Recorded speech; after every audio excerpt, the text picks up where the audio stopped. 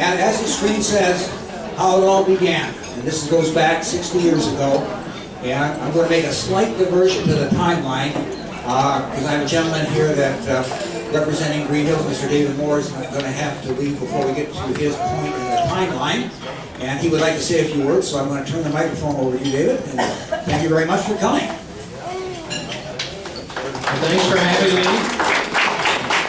Congratulations to the church for 60 years. It's been an important part of the community in Greenhills, and been involved in a lot of things. Some of you may know that Reverend Volk married me here in the church a long time ago. I don't think 34 years ago, I think, but I'm not sure if I'll make 50.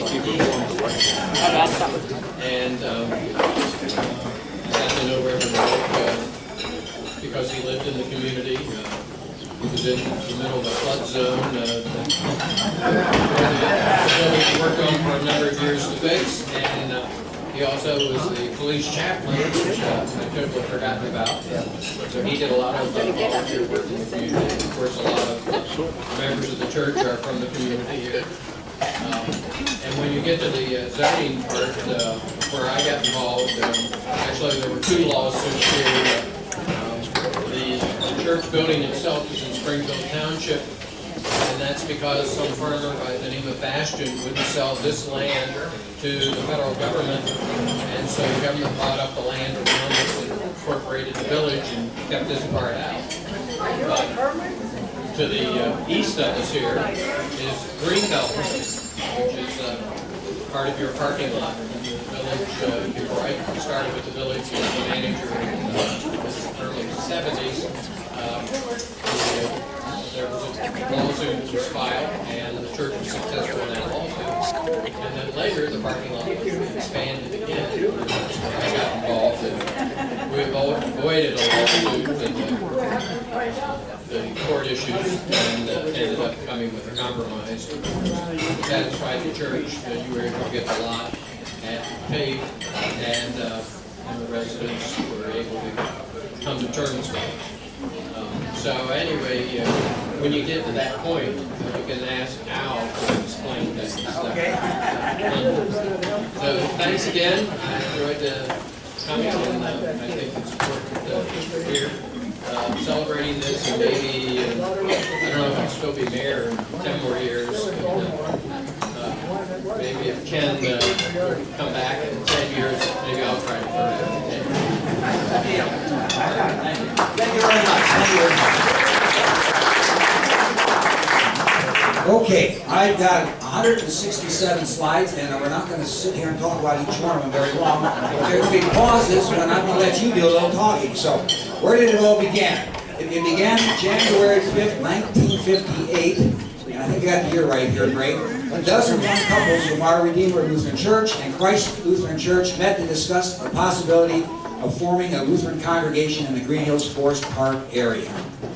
The meeting was subsequently planned for January 5th, 1958 in the Martin's family room with 22 people in attendance. So I think that was like the caucus we had there.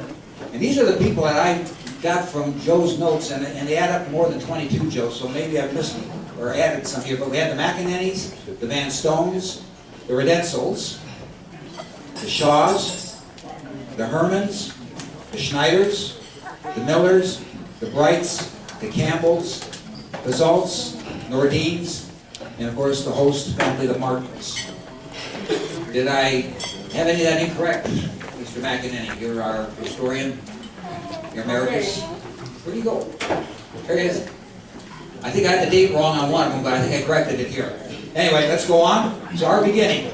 The decision was made January 26, 1958 to establish a congregation, and Mr. Emil Martin was elected as the temporary chairman. So that is really the beginning, that decision dated January 26. And like I said before, Joe Martin has done a great job for previous anniversaries, putting this together in a nice story called Our Beginning. And Joe, at this point, I'm going to ask you, is there anything you would like to share or maybe address on some of the details here? I'm not going to read the whole book. Let me bring the microphone back here. And you just kind of Take some comments from the table there. You don't even have to stand up and don't wish. We can hear you. Just put it right up to your chin almost. Higher. Higher. Higher. Yeah, that'll work. Okay. Yeah. Okay, one of my early memories was about working with Dr. Berkner, who was associated with the Central District of the Missouri Synod. We did not have an Ohio district at that time. Ohio was included in the Central District, along with Indiana, Kentucky, and part of West Virginia. Dr. Berkner drove from Fort Wayne, where the headquarters was located, and came to as many of our meetings as he could, and offered us so much advice. He was such a kind, compassionate man, and he was so good with, he came to dinner at our house before these meetings, and our children, my children were just ages around 2 and 4, and they thought they had to entertain him too, and he was so patient with them, very, very kind. One of the things that he impressed upon us was that we were not starting this congregation for ourselves alone, that it was to be for all people and everybody was to feel welcome. And then he also said, remember that we are part of the world at large. And along with that, we branched out, started doing things that the Federation had in mind for us, such as working at Hillcrest and Allen House. And I'll just tell you one quick story about one of our visits to Allen House. There were 4 or 5 of us who went, and Pastor Kettner went with us. This was after he had arrived. He had just arrived. And that evening on the news, they said that a case of diphtheria had been diagnosed at Allen House, and that anybody who had been there needed to contact the health department. So the next morning I called the health department, and they said that they would send out a nurse, that I should get all of the people together from our group who had been there, and they would all be tested. And so we did that. We were all tested, and there was only one positive that came back. It was Pastor Kettner. He never did develop diphtheria, thankfully. But we were pretty scared for several days in a row.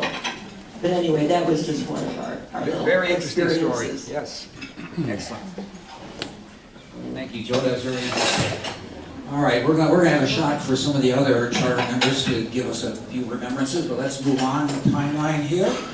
So, what's next? Okay, so on May 2nd, 1958, the congregation adopted its name, Messiah Lutheran Church. Now, I know all about this because we got Greg McInerney's been writing articles, one a month for the last 6 months, and this was one of his articles that gave us this information. So the names were narrowed down to 4, and they were Messiah, Peace, Bethlehem, and Ascension. Messiah was finally chosen unanimously after several votes. So that's how we became Messiah Lutheran Church here, and these others may have been taken by other congregations. The first pastor was Pastor William Nordzik. He was retired. He served for 12 months. And the first place of worship was the Greenhills Community Center here. And that was the first worship service, and that's what we're kind of marking our time from, was June of 1958, so that's 60 years ago. Precisely, I guess it was June 8th, 1968 when they had the first service. And like you've seen in the videos before, and it's been noted that Pastor Kettner said her husband could tell, recall like he was shooting free throws because he was right under the basket all the time. And that's what it looked like. And that's what a bunch of determined Christians were able to do, to have a orderly worship service and get it done on a weekly basis, and set up chairs, tear down chairs. They had an altar here. I understand the altar was designed by John Redenzel and John Shaw, and it was built so it could be stored in a closet during the week.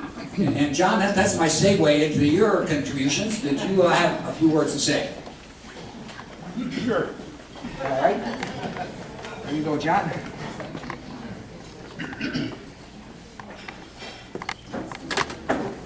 20 years ago, I borrowed Pastor Volk's black robe and gave you a soliloquy about Martin Luther as told by his last surviving classmate.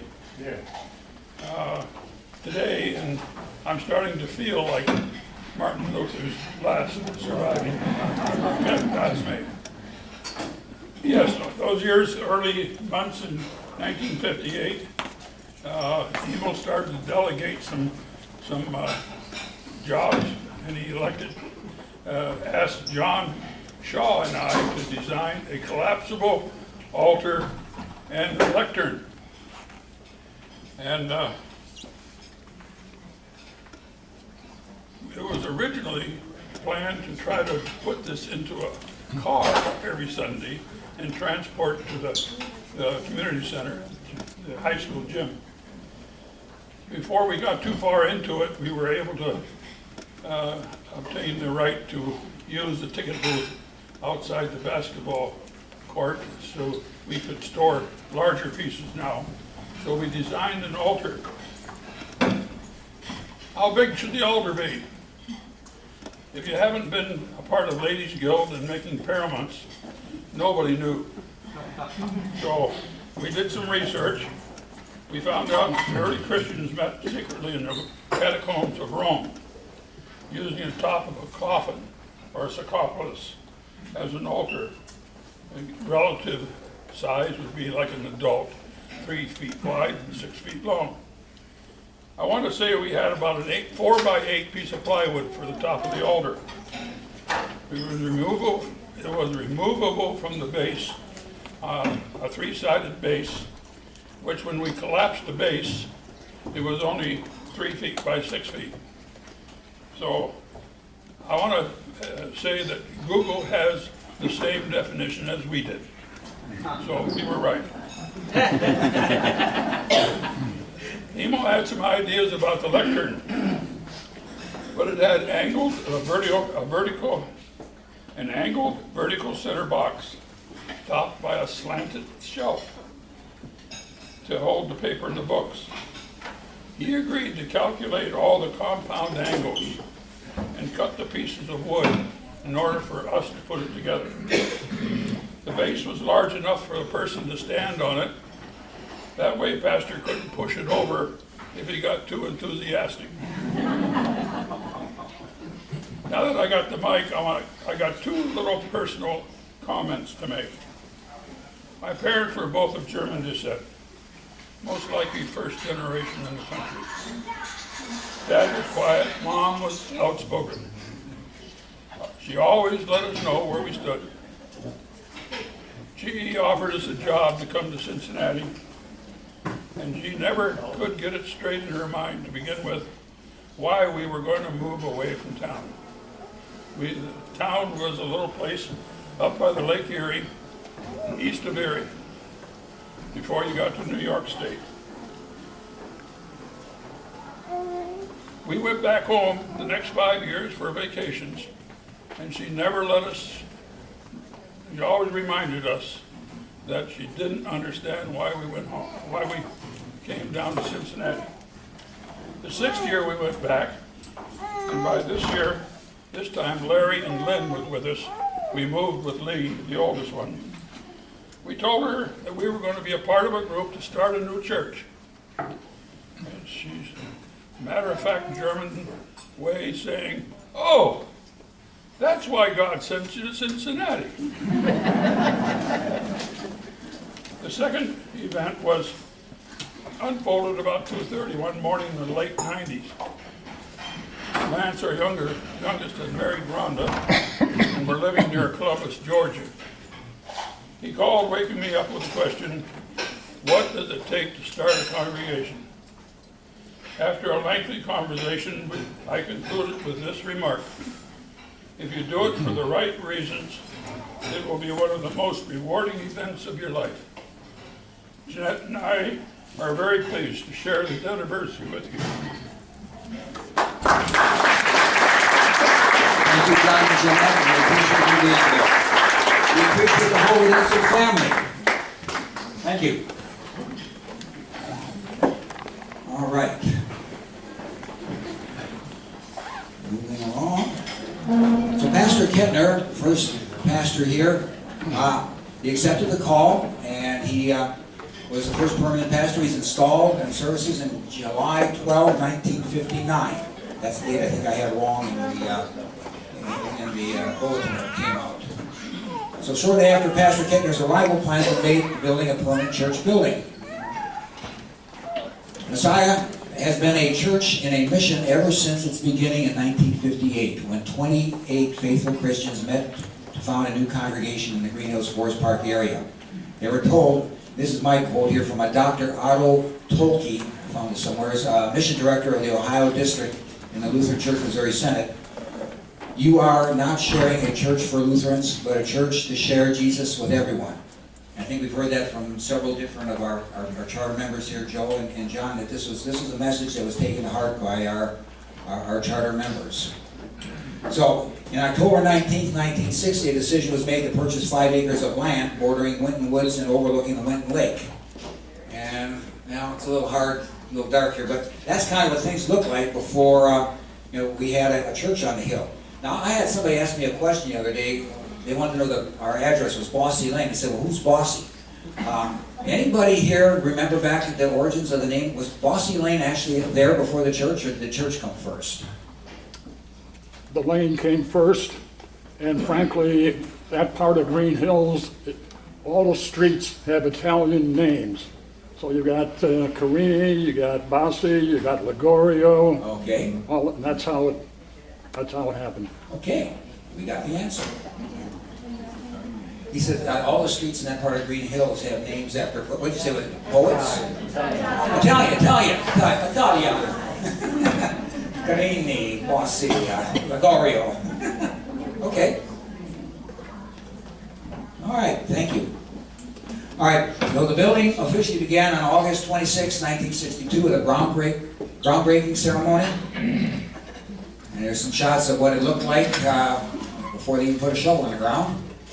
Phase 1 of the church building started looking like this, and you can start seeing the familiar shape of our sanctuary. It included a chancel and a portion of the current sanctuary. And this is what it looked like before the present pipe organ and the pipes went in. Now here's a point where maybe Ken might want to comment on, because I know, Ken, you pointed this out to me. These lights that are still up here, I think Nancy Kettner may have referenced them. That was quite a design and fabrication accomplishment. Ken, you want to share with us, or? Yeah, I can.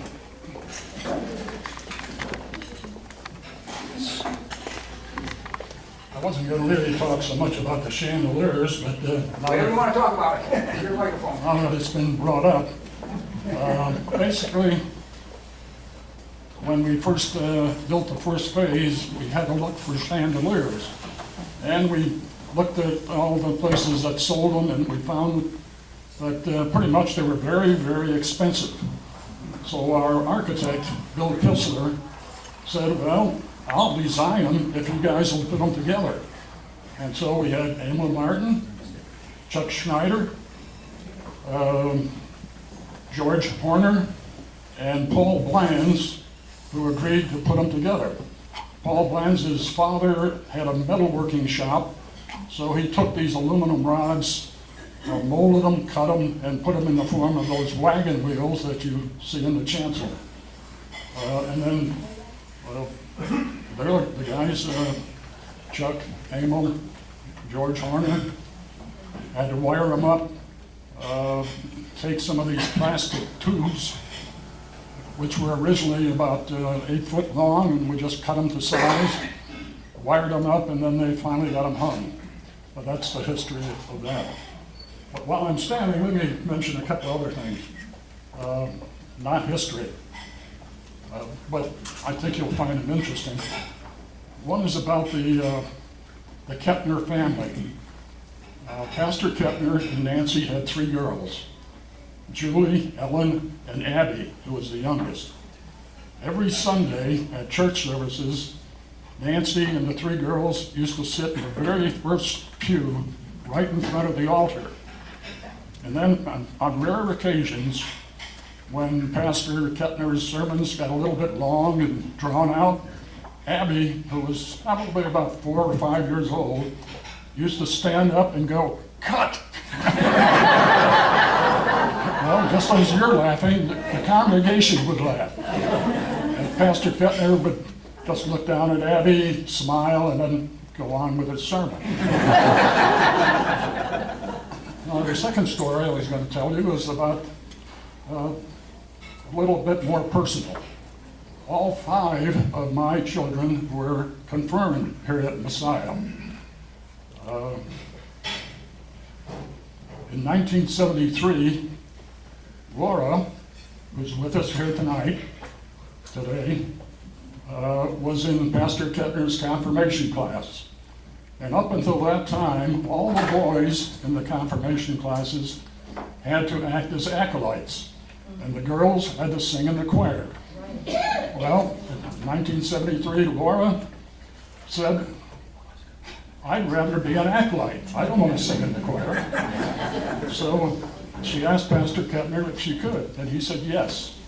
So Laura became the first female acolyte here at Messiah. And we've enjoyed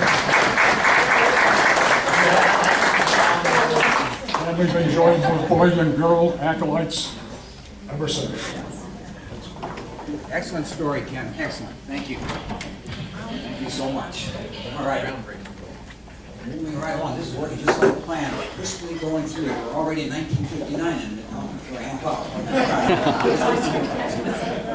All right, again, some shots of the early building, how it kind of really had a prominent view where you could see it from the lake. Very, very beautiful design. And then I got this article that talks a little bit about the design of the building, that the design is based upon Scandinavian types to fit into the natural beauty of the site. And the church was built, get this, at a cost of approximately $110,000. Marvelous.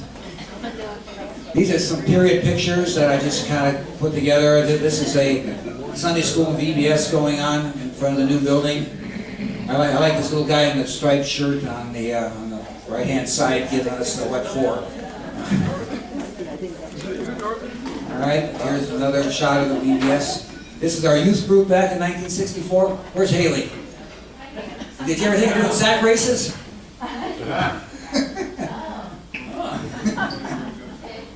That was the rage back in 1964. All right. Here's an interesting shot because I recognize the location. This is Ken and Alan Ray's basement, and I'm not quite sure why they were holding a class, whether that was a youth group meeting or Sunday school. So he said, what, Sunday school is off-site? We had no space here. Ken Ray taught the Sunday school class, doesn't it? Okay. Yeah, that's what Bob was saying. He said there wasn't enough space here in the church to have enough Sunday school classes, so we kind of used some of the local homes. All right. That's a growing church when you've got to go outside the building then in order to have enough room for the kids.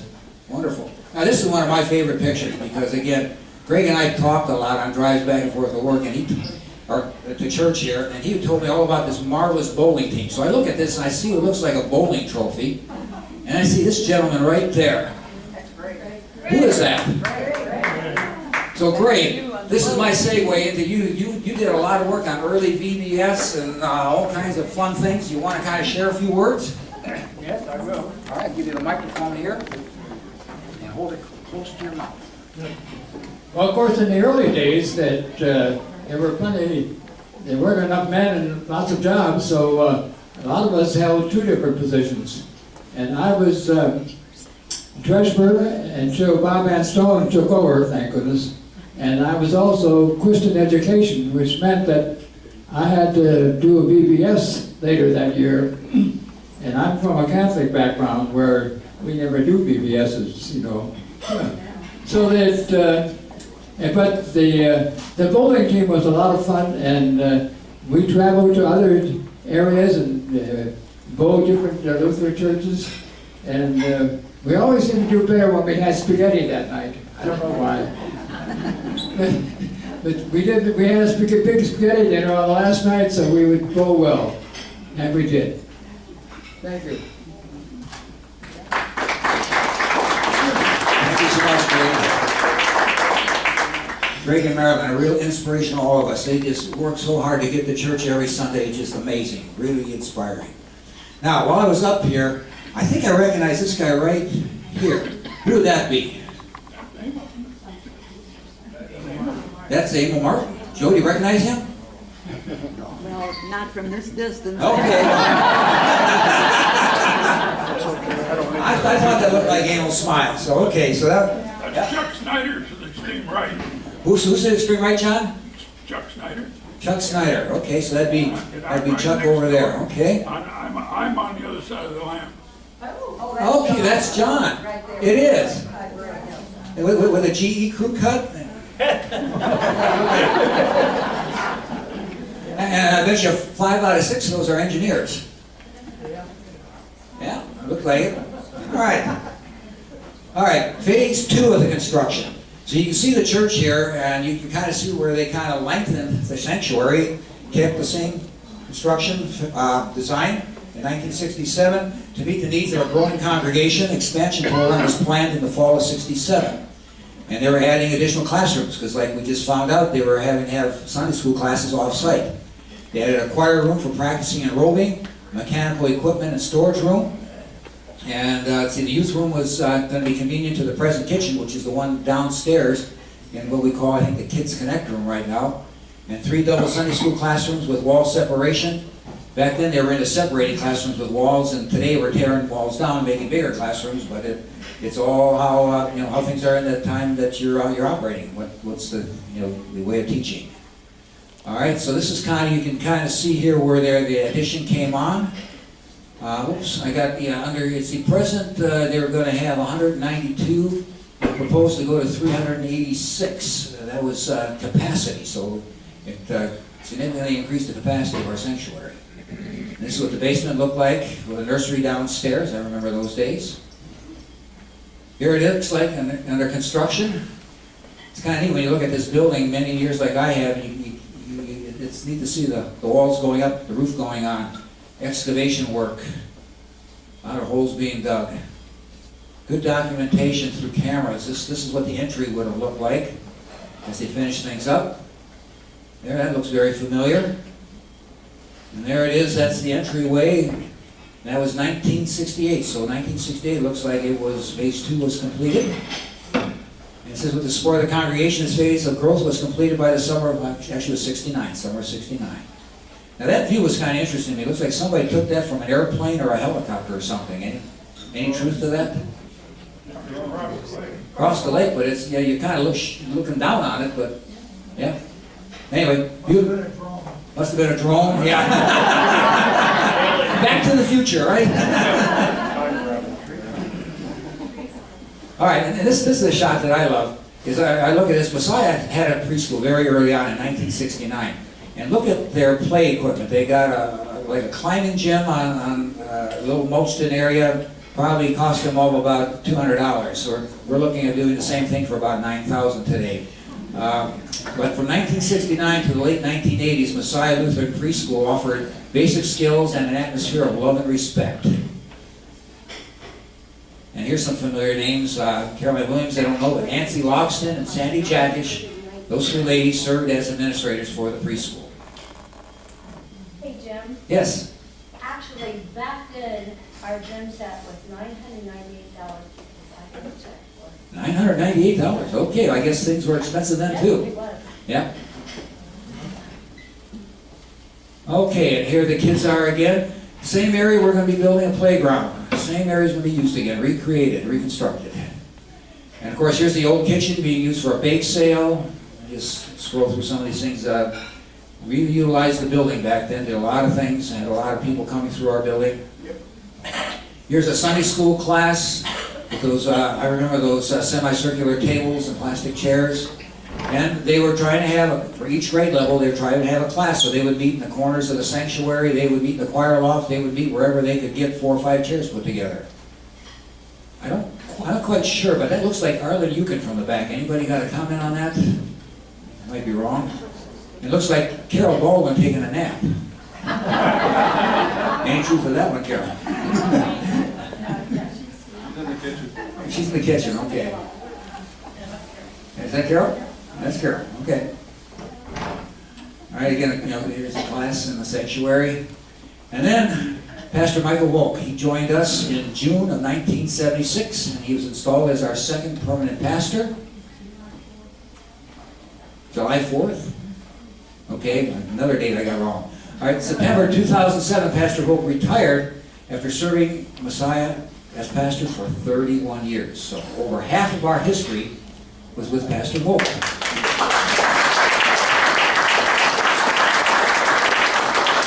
So Pastor, this is my opportunity to give you a chance to maybe say a few words. Well, it's Pastor Judy Wolk. Couldn't have done it without her. And without your support. Okay, July 4th, 1976, the bicentennial of the United States of America. I was installed as pastor here. And it was a real fun day because the Cincinnati Symphony Orchestra was going to be playing down here in Winton Woods, and they were going to conclude their program with the 1812 Overture. And we had a record player that was connected to a speaker in the top of the bell tower, and with diligent and careful timing, we were to put the record player on of church bells at the conclusion to the 1812 Overture. So it was and then people gathered on our lawn because there were fireworks. So it was a marvelous occasion, all for my installation.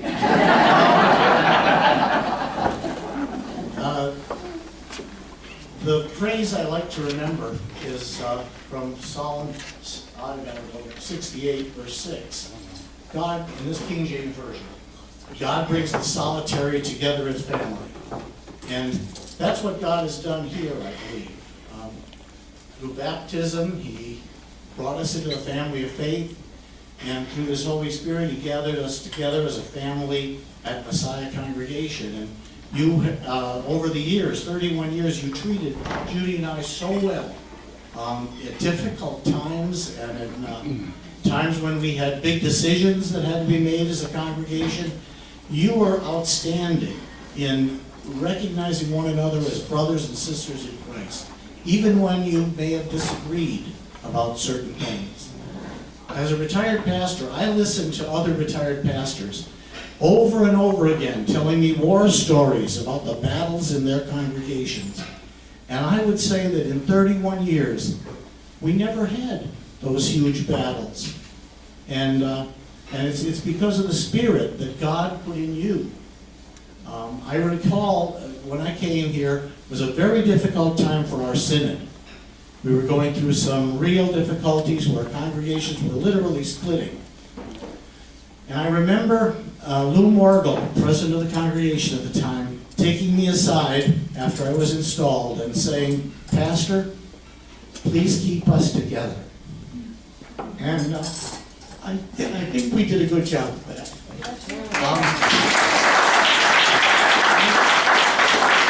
I should say something else. I was acquainted with a member of Messiah a long time ago. Nancy Logsdon was my youth group leader when I was a senior in high school. And in the old days, we didn't have interviews for pastors and so forth. Judy and I were sitting in our living room in South Dakota, and the phone rings on Sunday afternoon. And this lady on the phone said, "Guess who this is?" I didn't know who it was. It's Aunt Nancy. Well, that's what we called her in youth group. And she said, "You've just been called to be our pastor." I said, "Oh, really?" And so that's how it got started, I guess. As I look around this room, it's just memories and stories keep bubbling to the surface. And I could go on for a long time with stories, but I won't embarrass you with them. And I'd just like to, on my behalf and on Judy's behalf, thank you for 31 great years of that God has called us together as a family. Thank you.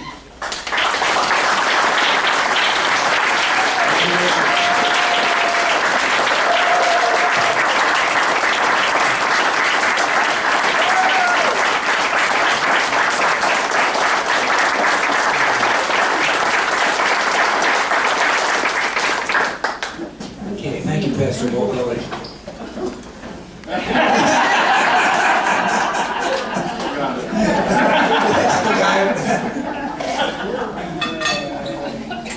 All right, that brings us into the next phase, as I could figure it. Phase 3 was about 1978, to better serve the spiritual needs of 130 families at that time of the congregation and the community. Phase 3 of the construction was begun. And that took the fellowship hall. It was going to add a fellowship hall which would seat 200 plus people for adult Bible classes and social functions. A kitchen, which is the one back here, which would meet the requirements for large food preparation. The pastor's new office and church office adjoining for greater efficiency. Restrooms designed for use for handicap. And we go on here and you can see the layout here. It's almost what we have today. We had another addition after this one, but this is pretty close. The fellowship hall is the existing size and shape. And in the basement we had some classrooms. Still had the nursery downstairs. And this is the one I love. Is Pastor Volk looked like he really knew what he was doing with that backhoe. He had those controls under control. Like he did it before. And then we started digging, and that's where we stopped. Took a lot of earth out of there, and again we started putting things together. And as I face through these, you can kind of see the walls coming up. What I find is interesting is when I look at these walls and I think, well, today we've been experiencing problems with shifting and settling, and this is what it all was built on. It all started out looking like this.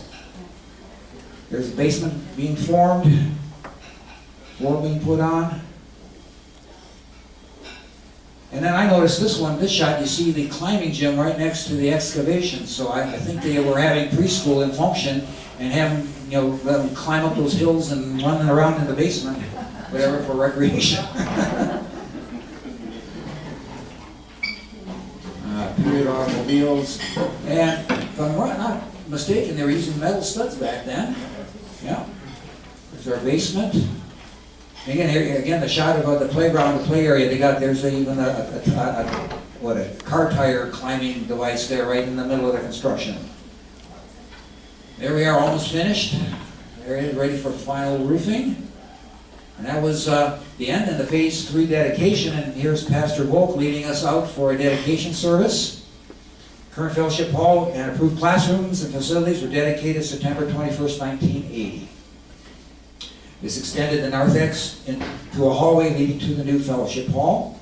And along the hallway there was an area for several offices. And here was our celebration cake in the fellowship hall. This very familiar windows and things here. Yeah. Yeah, Nestor and Longerman, right? Yeah. And here's some of us you can see. There's George Morton. You can see Herb Nortzig in the back there. Bobby Bull. Not quite sure who the guy in the forefront is. Probably because he's probably lost all that hair and we don't recognize him anymore. Here's one. Chris and Jack. Jack Meyer. Isn't that you on the right there, Jack? You're right. That's Chris Wannenberg, and I don't know who the gentleman is you were talking to there. You got another shot of Herb Nortzig in the background with his white shoes on. He's stylish. All right. And here, I think Gary Leonard was the president at that time, and Don Nitz. Don Nitz led several of our building programs. Yep. Very, very instrumental in all of the building we've done. Then we had a celebration. I believe that's Phil Holmes. Yeah. Yep. Talented, both an artist and a musician. And you can see just about, he's sitting right about there, playing his horn. He was also an artist. Yeah, as I say, he's an artist and a musician. Yep. He used to sit near the back of the church and draw sketches once in a while and hand them to the pastor. Now, I used to usher and look over his shoulder, and I'd watch what he'd create during that service. It's pretty good. He could get done in 45 minutes. He's good. All right, recognize this gentleman right here? 1981. That is Pastor Redensel in his period glasses. And he was thin too.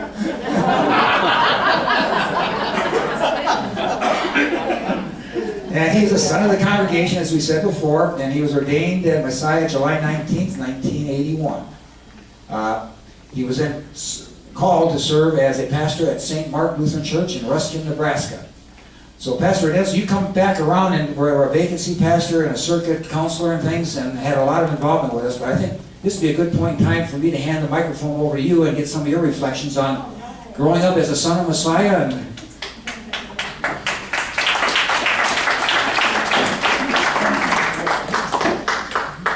this is my second time, so this is the second round. That's why the first one was short.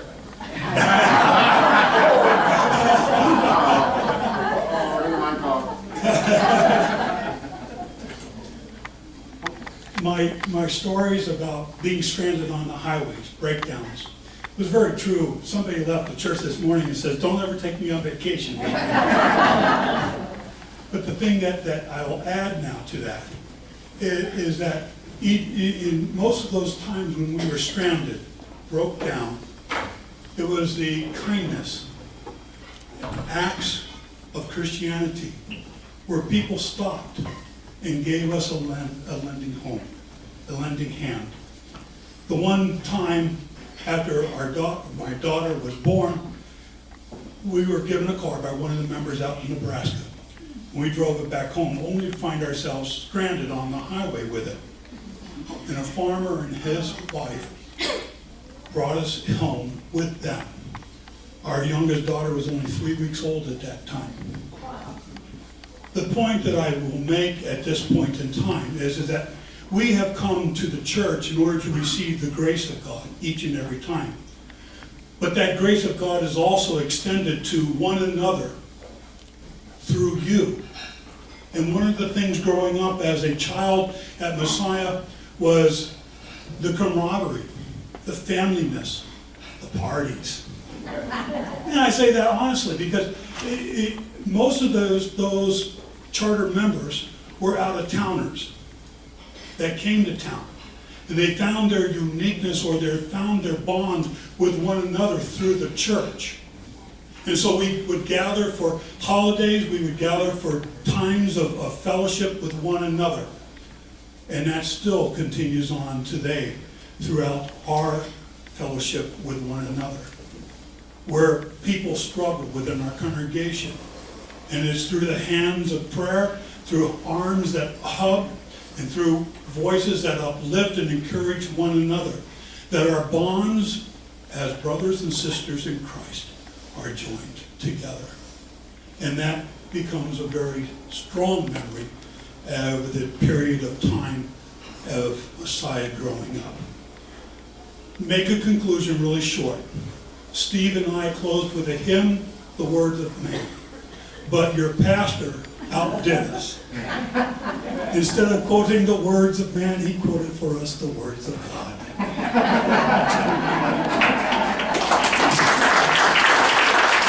thank you very much.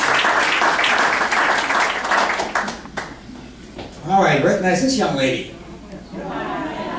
Messiah's first youth director was Kathy Davis Carson. She was our first youth director. She was a part-time position, and she held that position until August of '94. I remember, 84, excuse me. I remember we had what now is like a coat room downstairs. We got that used to be our office. It was about big enough to turn around in, and that was about it. But yeah, that was our first youth director. 1983, we had Caroline, and stained glass windows dedicated.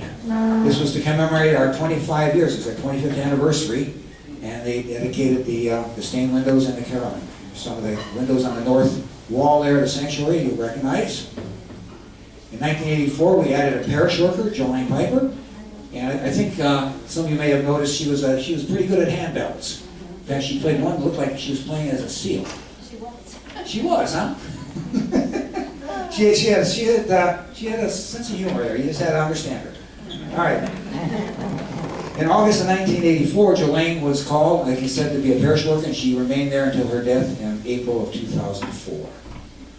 Here's some classes from that period, some pictures rather. This is 1989. Here we are. I think it was a VBS type closing program. We were actually out on that lawn on that hill. It was a youth group picture. Couldn't quite make out who some of those guys are, but you might recognize them. Our youth is always, putting on a wonderful Christmas pageant. There they are with their angel wings. Looks like Pastor Volk. This looks like a confirmation class. And it looks like 2 of the students got the right answer because they're raising their hand. And then in 1990, we took a big step and we hired a DCE. What a handsome dude, I tell you. Wow. So in 1990, Steve Hackman was called as Director of Christian Education, and he served in that position until the summer of 2002. So Steve, I'd like you to share a little bit about your experience being our very first DCE and how it was. If you have a crayon, I'd like to color a beard on that person. The beard showed up in 2007, and seeing these pictures, I'm glad I kept it. Oh, heavens. Oh, my goodness. I was such a newbie coming in here. 3 years out of college, and probably so full of energy. I am very thankful for Pastor Volk and his leadership, his wisdom. There was I think our weekly staff meetings really kind of helped me rein some of that energy in now and again. I can remember being very excited during some of our staff meetings of, here's the vision of what's going to happen with youth with VBS this coming year, and he'd just sit there, okay. Yes. Have you thought of this aspect yet? You know, no, not yet. Pastor Vogt was one of, every single one of the pastors I've served under as a DCE has been a marvelous mentor for me in various ways. And for the 12 years I was here, it's amazing how people impact other people. The pastor to the DCE to the people, the youth to one another, the adults to the, we are a congregation of connections. And those connections impact individuals. And we're all impacted in many different ways.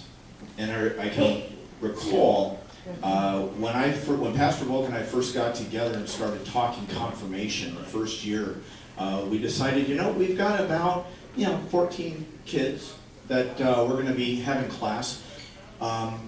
Do you want? He asked me, do you want to divide it up and do first year, second year? And I said, how about we team, keep them all together and just team teach.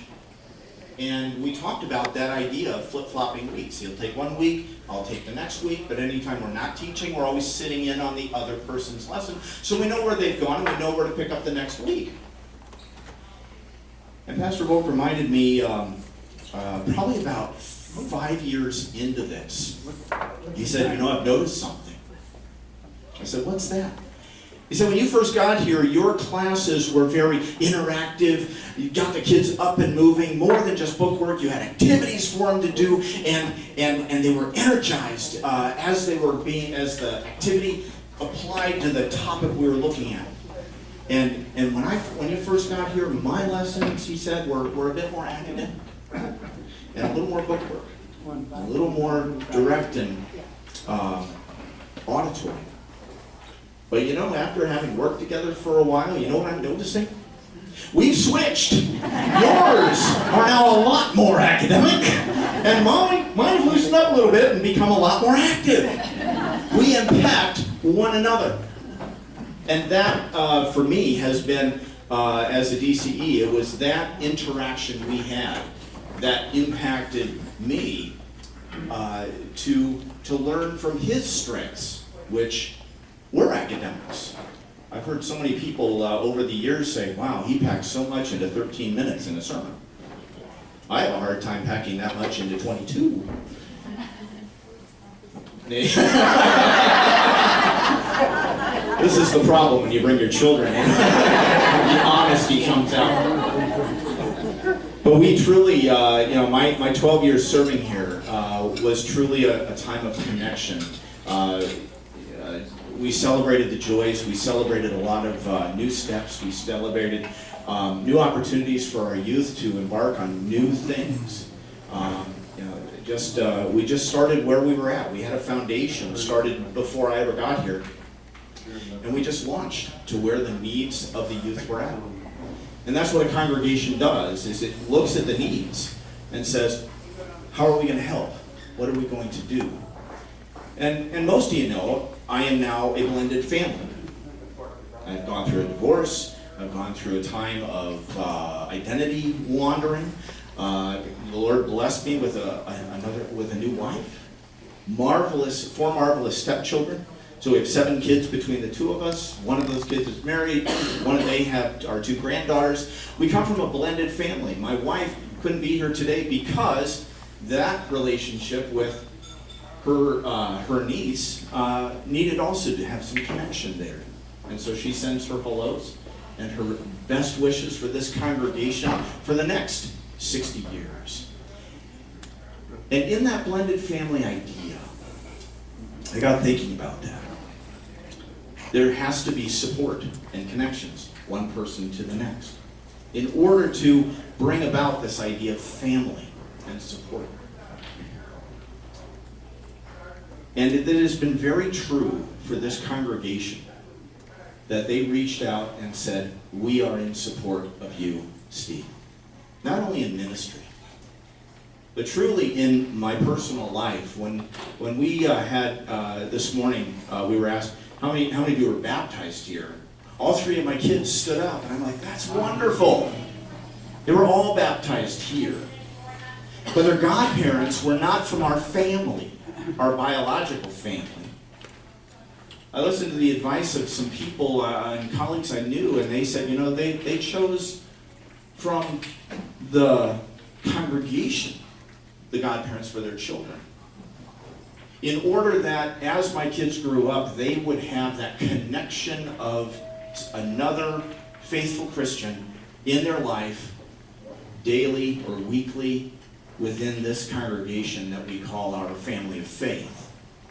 And so I am very blessed that my kids have been able to interact and see the faith of Chuck and Harriet Grass, Gary and Nancy Logston, and Scott and Stephanie Schussler. Those, wherever life takes you, you have an opportunity to look and say, how did they walk their faith during this time? And as my life has gone, on this roller coaster, I look back to many people here and look at the faith life in order that helps ground me again. To say, think about how the Lord supported them. The Lord is still supporting you. And so I am deeply, deeply thankful for the history of this place. The 12 years that I served here, and the many years, I don't do math, so however many it is, that you have just been here supporting me. So I'm very grateful for this place here. Thank you. Thank you.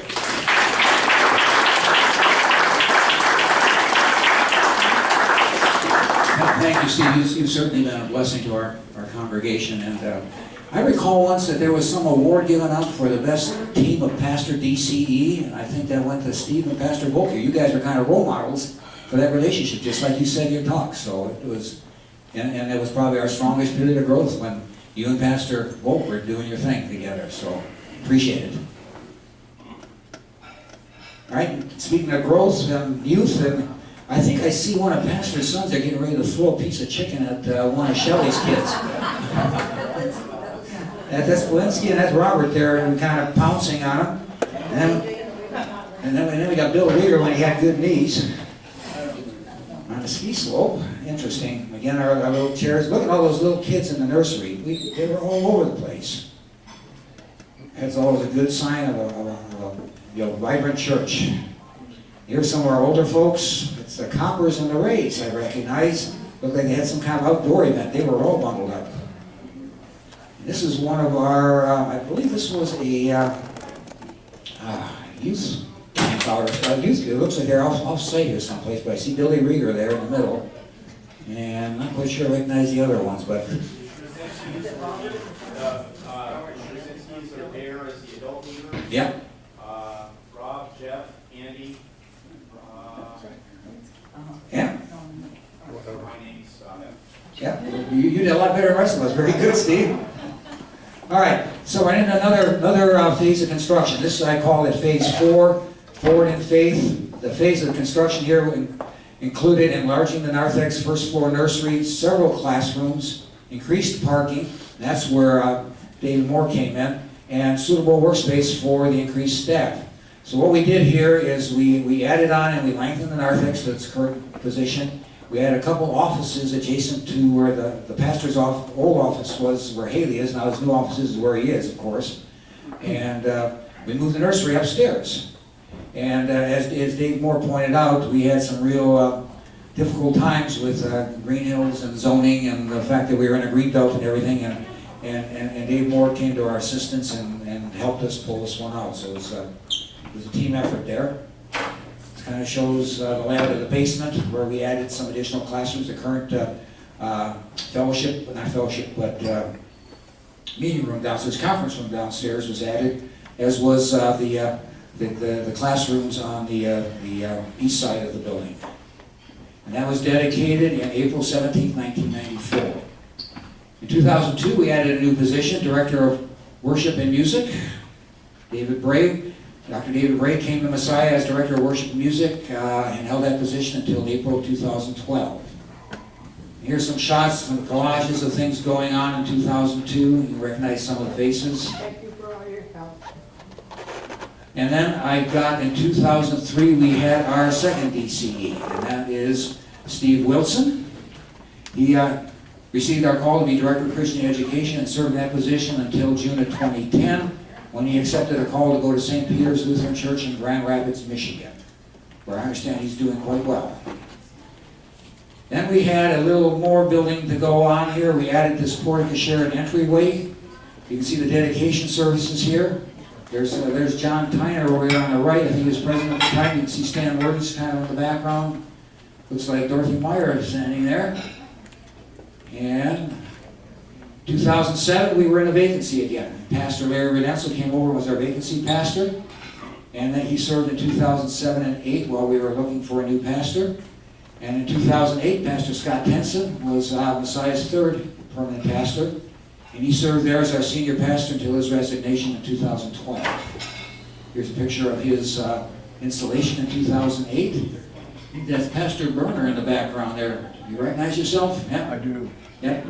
We introduced you when you were, before you came here, and I want to point out that you've been a big part of Messiah. You've been here filling our pulpit many times, and during this most recent vacancy, you taught all our confirmation classes for 2 years. Correct. Yep, so we've been a very, very valuable asset to Messiah. Thank you for coming.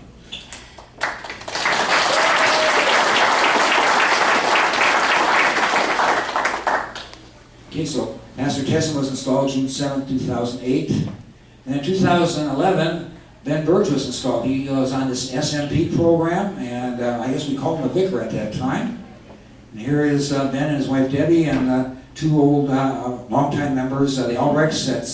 That's Lynn, and I think that is Claire. Yeah, that's Claire. And then Alex Mark had a way of coming back every so often. And here's one of his visits back. All right. Yes, Sandy was in church. I don't see her here right now. Here's a fellowship moment in our fellowship hall. Looks like from the decorations. It must have been during Christmas. Serious discussion over some eggnog. And there's the Adams family, and all right, that's an Easter breakfast. Here's our worship team at the time in 2011. And here we got Roger Hamilton, past president, 2012 with his wife. And there, is Nancy and Gary still here? Because I was going to point out, we caught him making out in the corner here at a Christmas party.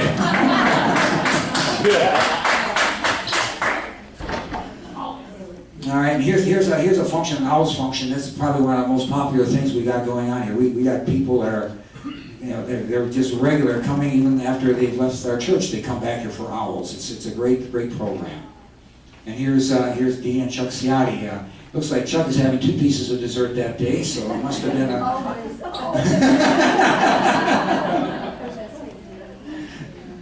There's our ladies, Barb and Bunny, always up to something.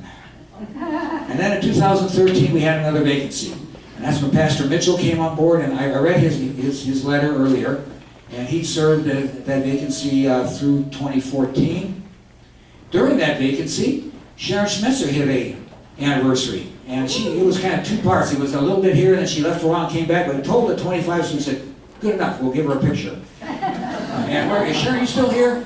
Yeah, she's in the back there. Hair's a little bit shorter, but she's still a beautiful young lady here. And I just want to pass on a compliment that was passed on to me. The music this morning, the organ playing was just out of this world. You're a very talented musician.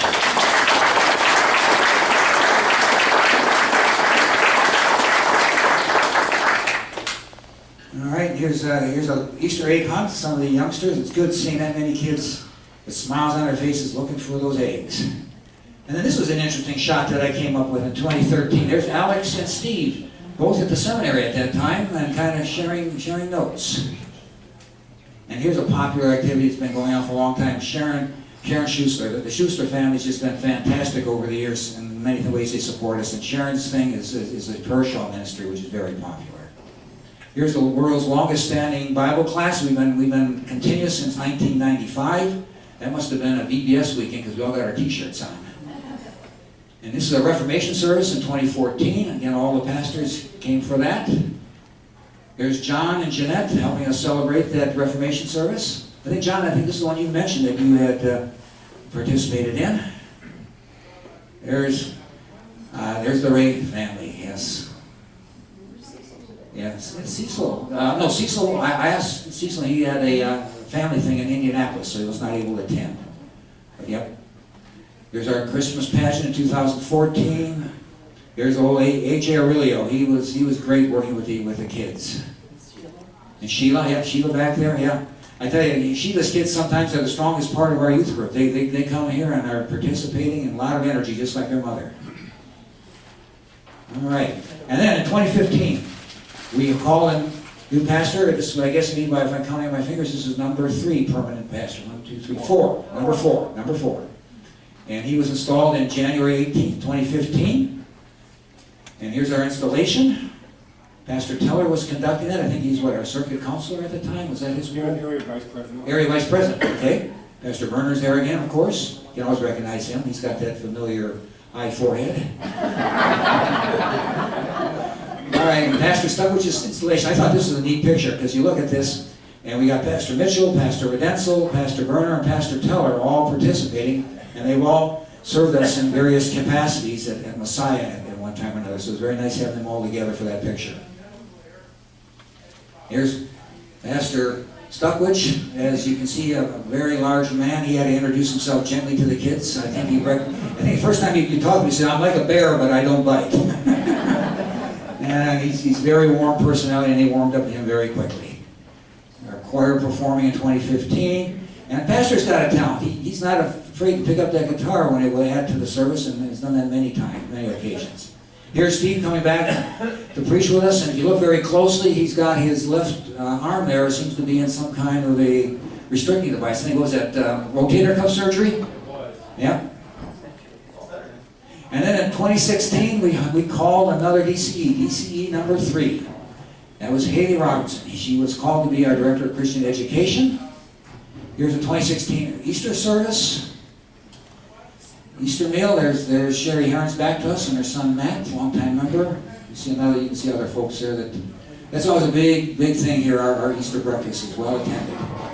And this one, I noticed, I forgot to recognize her and thank her, but Joyce was up here as part of the orchestra, I guess it was, but she played, and this lady is phenomenal. This was one of the concerts she put on. She played an entire piece by herself, and she rang all those bells herself.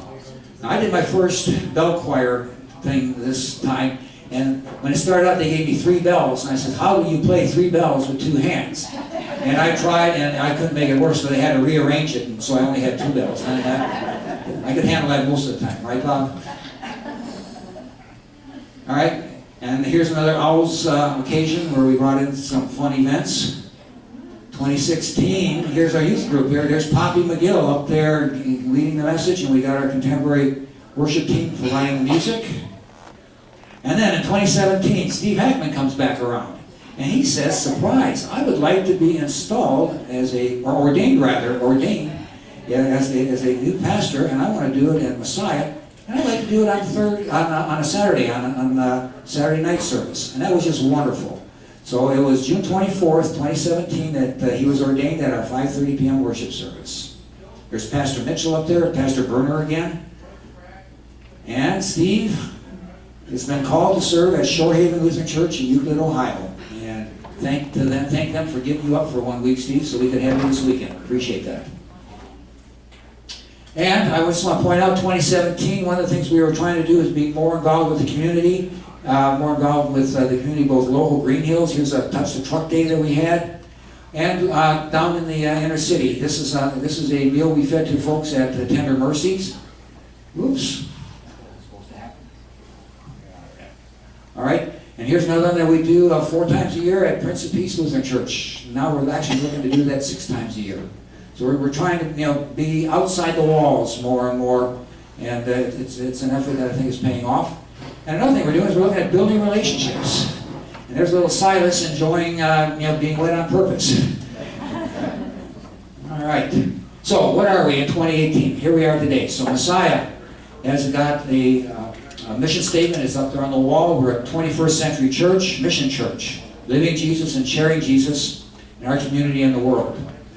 And just recently we had the opportunity, presented itself to bring a preschool back into Messiah. The Greenhills Cooperative Preschool, which was operating out of the Greenhills Presbyterian Church, had to find a new home. They were having problems with flooding and issues with that building, so they came to us.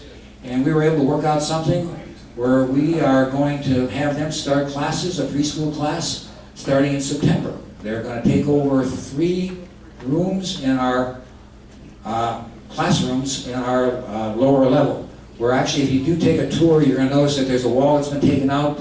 I got the sign they're removing the wall, but that's taken out to make that classroom the size that meets the requirements for a preschool. So they're going to have 2 classrooms, an office, and then what they call a muscle room. Plus we're building a fenced-in play area for them, for their outdoor play equipment.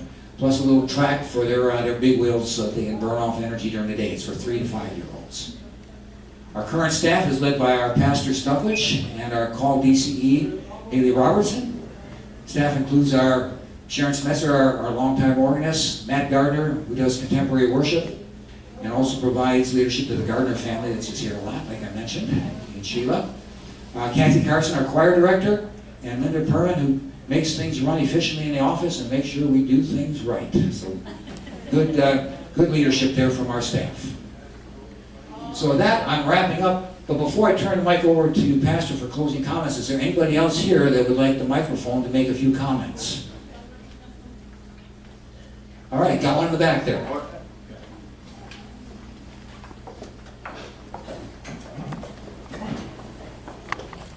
Thank you. Many of you don't know me, but some of you do. I'm Bert Seiler, the Seiler family that used to be around here. And I want you to know that we are from Christ Church, and we bring you greetings from Christ Church here. And thank you for inviting us to this service. It's been very entertaining. We have met many of our old friends who at one time were members of this church when we were here. I wanted to comment just on one little thing about our friend Larry Rudenzel over here. He was in my Sunday school class when we attended here at Christ Church. So that's the reason he knows everything he does. And one more comment about Bernard, who is over at our church at Christ. Did you notice how he always comes in last and gets to eat first? That's typical Berners. Thank you all for having us here, and it's good to see that guy right there. Last time I saw him, he was taking off in a hot air balloon. Thank you for your comments.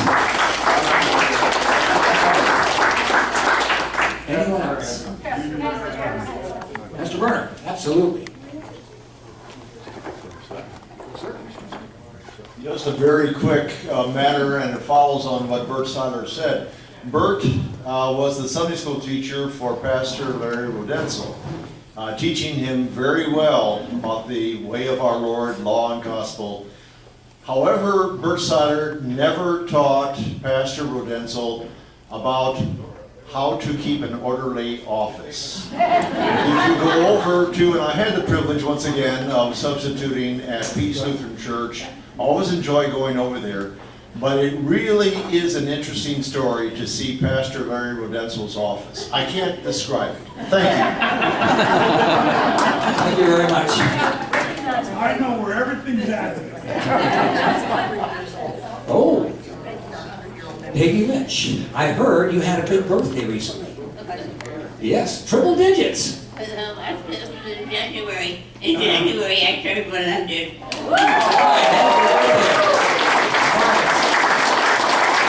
We're so glad you made the effort to come out and join us. You're 100 and a half? Well, you count half years. Yeah. All right, well, you deserve to do that at your age. You deserve anything you want to do. Thank you so much for coming. All right, any other people would like to make a comment? Jack. Jack has always got a word. Two. 2 words. You can stay seated. You can stay seated, you got a mic. Sorry.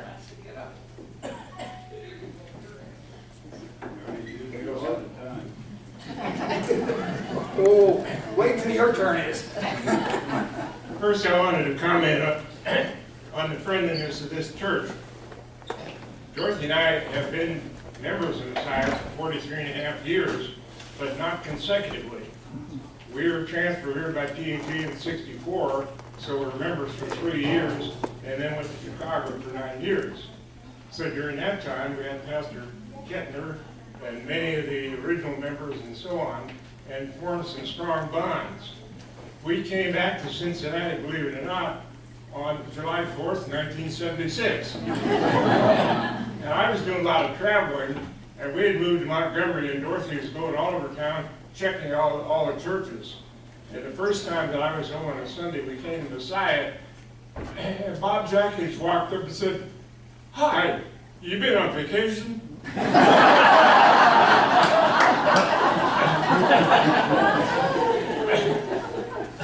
On the way home, I told Dorothy, I didn't know where she was going, but I knew where I was. The other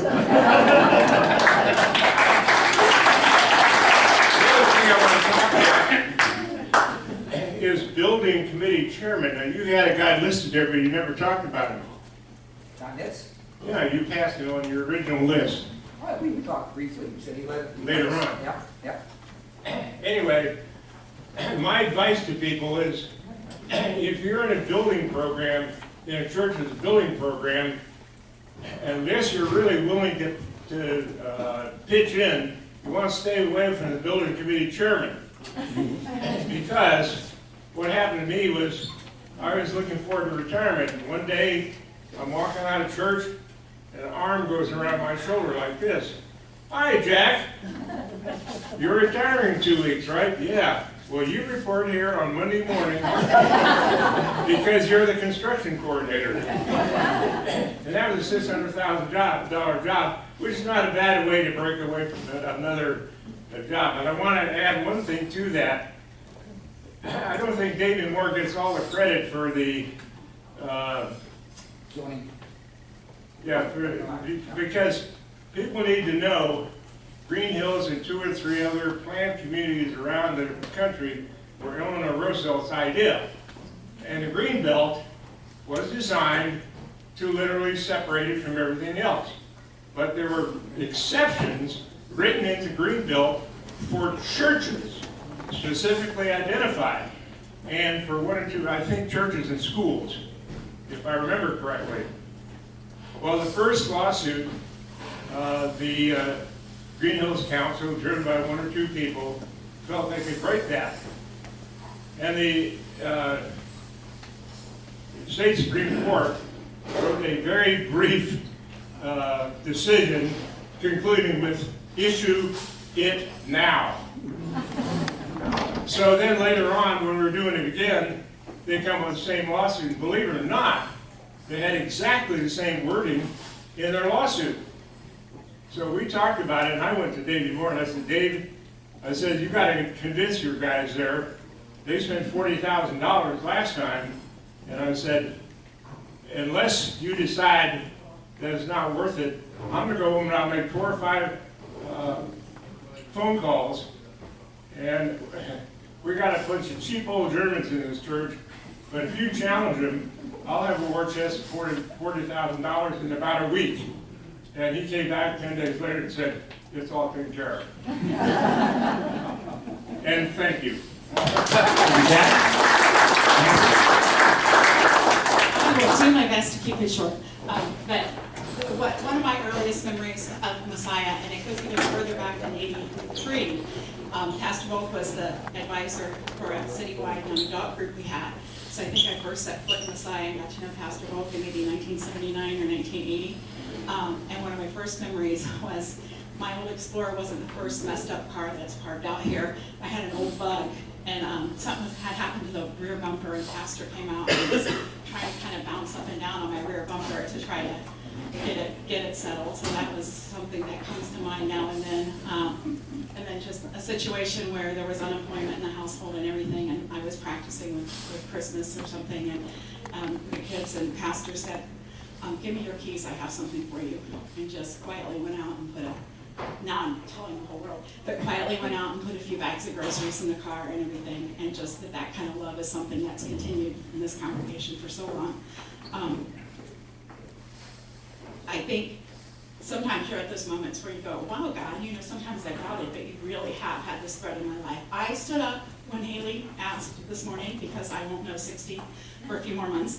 So when you stop to think that this place has been here for me for more than half of my life, that's a very long time. So just a more recent memory, I had Ella with the preschool VBS this year, and that's Mueller's great-grandchild. And I was like, I knew your mom when she was ornery. Wait a second, I knew your grandma when she was ornery.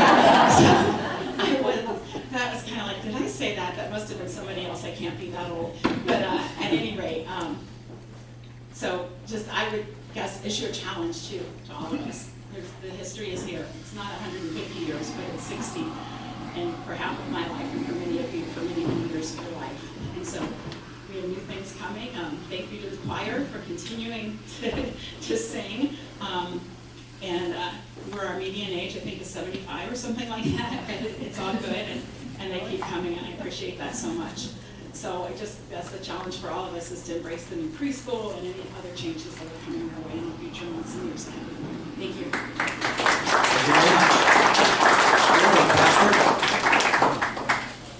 Thank you. I promise 2 minutes. I know we're all ready to go. But I think we thanked a lot of people. We need to thank Jim. Thank you so much. When he said 160 slides, I thought 2:30 was not going to, we're not going to be done by 2:30. Pastor Volk, once again, thank you for being here. 31 years, if I stayed 31 years, I'd be here till I'm 86, and I don't think that's going to happen. So you won't keep that record. Thank you for that. 1812 Overture, I don't know, I don't know what they played tonight. I think Beauty and the Beast or... but anyway, provide a little context. I know Kathy said something about it. My last church just celebrated a month ago, 150th anniversary. And so I went back to Arkansas, and I made a comment at the beginning of my sermon that our congregation has just a measly 60 years, of course, compared to 150. But I did say that we have something they do not have. And I said we have founding members who are still alive. Of course, they chuckled at that. But yeah, you see the mission statement, really kind of where we're going. We have a fivefold vision statement in this congregation. The first one is to grow spiritually, using Acts chapter 2, verse 42, where the disciples met around the apostles, teaching, fellowship, breaking of bread, and prayer. And so we just need to continue to strengthen that, but one of those legs is fellowship. So we've been doing a lot of things with fellowship. And so that's exciting. The second of the five is ministering to children and youth. So we're very blessed to have Haley. I'm so thankful that we have a DCE that's serving that capacity as the church has had in the past. But also the whole preschool thing. I think that adds to that as well, that preschool. But another of the five is reaching out into the Greenhills area. And really, what a blessing that we had fall in our laps, that whole preschool, because not only children and youth, but also connecting ourselves to the Greenhills area a little bit more than we have. Another thing is strengthening amongst the Lutheran churches. Pastor Berner has always been a wealth of information. If anybody, anyone knows anything, everything about the whole Cincinnati church, not only, your father was a pastor here, I mean, he knows everything about the churches in the entire Cincinnati area. And that's one of the things that we wanted to do, is just build connections to the various churches that we have in the Cincinnati area. And so that's exciting that we're doing that. And then finally, the fifth thing is to reach out to the general area. And so I'm excited about, thinking about what this church has done for 60 years, but also, you're right, many people have brought up the idea of the friendliness, the warmth of this congregation. And Dee and I certainly have felt that, and that's so welcoming, that's so exciting, and God's certainly going to use that as we think about, building outside the walls and looking beyond ourselves to bring Christ to others. So anyway, 2 minutes, I did that, 2 minutes. So we're going to have a closing prayer. Anything else, any final comments before I close the prayer? The comment is just feel free to linger, and we're going to be cleaning up, but I know that people came in here to reminisce and talk to each other, so don't feel like you have to get out of here. Yeah, you can stay till midnight if you want. I won't, but you can. Thank you. I have a big thank you to Jim and to Walters, all the elders of the church, the leadership group. I want to thank them for all their help. Without all of your help, Carol and I would not have been able to do all this for everybody and help celebrate. I want to thank all the pastors that are here. We love you all. You all have had a big part in our church and keeping it going. So thank you. Okay, yes. And I'm going to have a quick prayer, then we're going to stand and actually we're going to stand for the prayer. But at the end of the prayer, let's go ahead and stand and sing Praise God and Well Blessings to Go. So, hey, I got 2 songs. You only have one. You only have one. I have 2 songs. But anyway, well, let's pray. Dear Jesus, thank you so much for this opportunity, a glorious worship service, a lot of music, hearing from your word. Worship in a Lutheran church is, yes, us lifting up our praises to you, but it's more you coming to us, to a word and to a sacrament, and you certainly did that to us, for us today. And you've done that for this congregation in the last 60 years. Continue to speak to us through your word, and as you speak to us, Lord, help us as we go forth, and to understand the priest of all believers, that all of us, the pastoral office certainly does it in a public way, but all of us can bring your word to others, to our neighbors, to our friends, to our family. Bring it to others, the love of our Lord Jesus. Certainly use us as your servants. Continue to bless each and every one of us as we continue our fellowship, as we return to our homes, travel, or as we continue here in this area to minister. Use us as your servants, Lord. We pray everything in Jesus' name. We sing together, praise God from whom all blessings flow. Praise him, all creatures here below.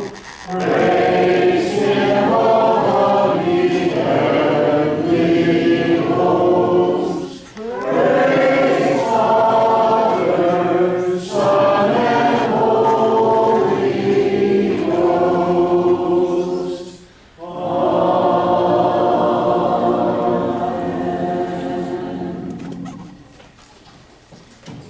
Thank you. If anybody didn't get one of these DVDs, we got more up here.